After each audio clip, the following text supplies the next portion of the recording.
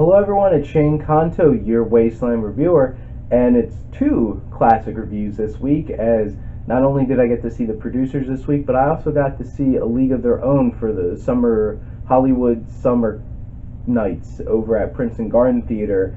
And I hadn't watched this film in a long time, and I always enjoyed it when I was a kid and had fond memories of it. And I was hoping that I would appreciate it as much as now as I was when I was younger.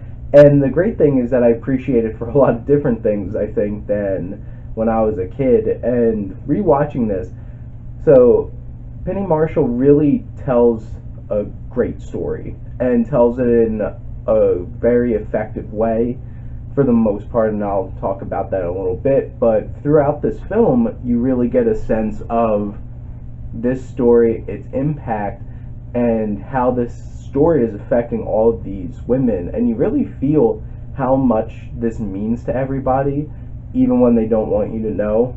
And there's some really solid montage work throughout this film as well, which you expect in a sports movie. Has to be a sports movie, there has to be some kind of montages in it, right? And between the music and how they put it together, that's really well done.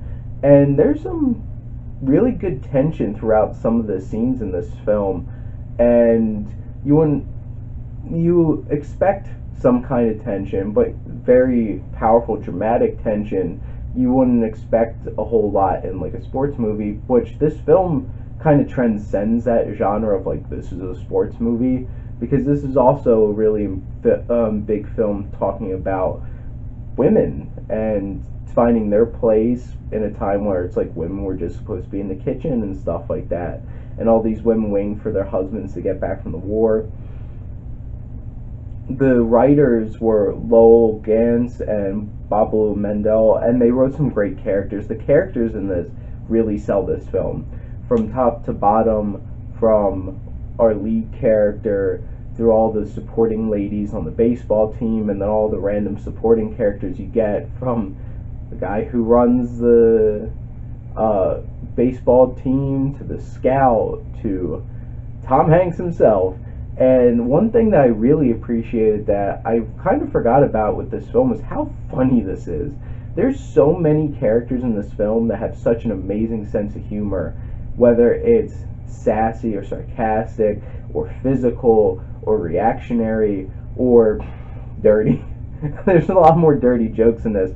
And Gina Davis really carries this film, and she's really powerful and owns it.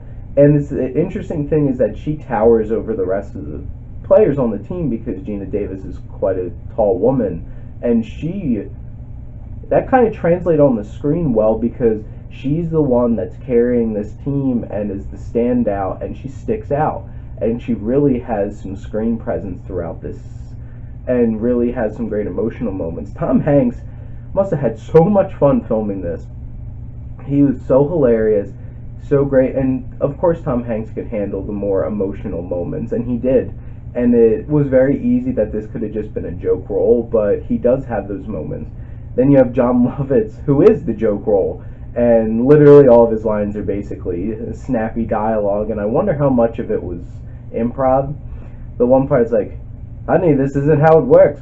The station doesn't move, the train does, so get on. That whole thing was hilarious. And just how he reacted to everything. And then Madonna and Rosie O'Donnell really steal the show a lot. They're hilarious, they're great characters, they're so much fun. They really bring the most out of their characters. All the way May.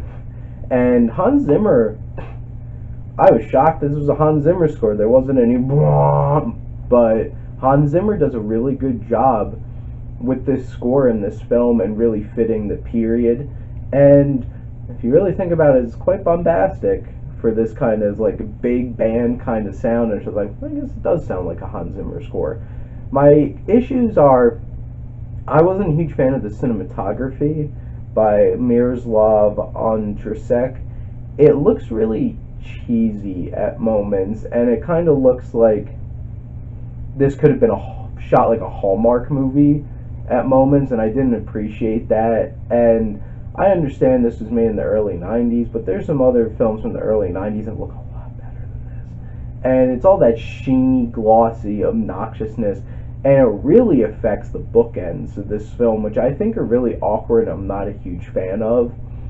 Like, they feel really melodramatic and awkward at moments, and like the one thing that I like about like the beginning bookend is where Gina Davis's character is saying goodbye to her grandkids, and she says to one of them, "Kill him."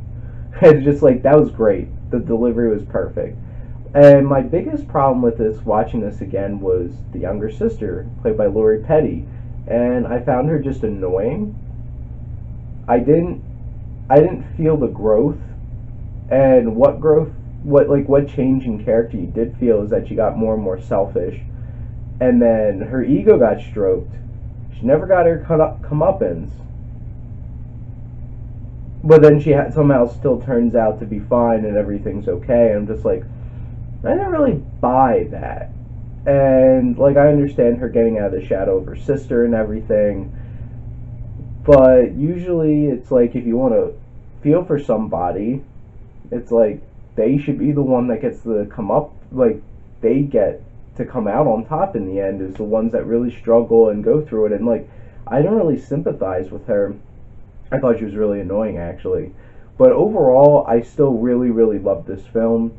I'd watch this again and again. I'm going to give A League of Their Own an A-.